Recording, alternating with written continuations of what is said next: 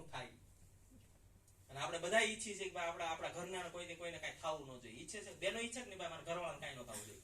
ભાઈઓ ઈચ્છે મારા ઘરવાળાને કઈ ન થવું જોઈએ. મને ખબર છે હું 8 મહિના 4 મહિના માથે બેઠો પી 4 મહિના માથે બેઠો. આવી ધીરજ કોઈની હોય જ નહીં. અને મને આરસીએમ એક વાત શીખવાડી દીધી, ધીરજ મને શીખવાડી દીધી. બાકી જિંદગીની અંદર માણસ નો આટલું જીવી જ ન કે આરસીએમ નો હોત ને તો એ માણસ કોઈ પણ પરિસ્થિતિ કોઈ પણ સંજોગોની અંદર જે જીવી જાય ને એવું ન હોત. આજે 100% છું, રિયલ કહું છું. એ તો આ લોકોને ખબર છે હું પોઝિશન હતી, હું હતું. અને એ તે ચેક કરવા માટે હું પોઝિશન હું લેવા થયું, ક્યાંથી થયું. 14 વર્ષ પહેલા એપ્રેન્ટિસ નું ઓપરેશન કર્યું ને એને કાગળિયા ગોતી લીધા. મેં બોલો આવું મળે કે? 14 વર્ષ પહેલા કાગળિયા જડે ઘરમાંથી?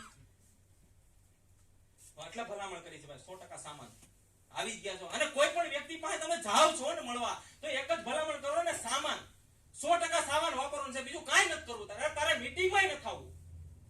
હું લેવાને પહેલી વખત, કારણ કે આપણી પાસે એવી ધીરજ નથી. ઘાયા આને ડિસ્ટ્રીબ્યુટર બનાવી લો, ઘાયા સામાન આપી દો ને ઘાયા મીટિંગમાં લઈ આવો એટલે આપણું હાલવા મળે.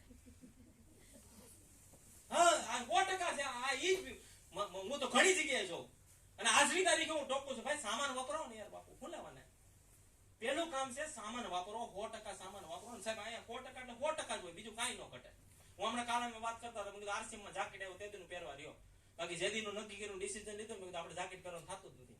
છાપા નાખીને ઉતરી જતો, બાકી જાકેટ નો પહેરતો. બીજું આને કહેવાય વફાદારી, આને કહેવાય ઈમાનદારી. જે દી વફાદારી ઈમાનદારી ન હોય ને તો કાંઈ ન હાલે. હાલે ખબર છે? મા બાપને આપણે વફાદાર ન હોય શું થાય?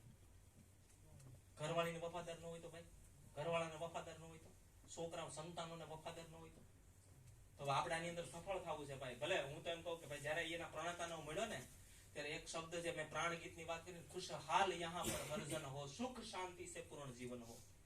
આ માણસે સોલ્યુશન આપ્યું. આ માણસે બધી પ્રાણ ગીતને, કારણ કે તું પ્રાણ ગીત તમે સમજો તો તમને ખ્યાલ આવી જાય. આખે આખું હું તમને કહું એક શબ્દનું પોસ્ટમોર્ટમ કરો અને ચેક કરો ને ભાઈ શા માટે એમ. પેલી કડીની અંદર આપ્યું કે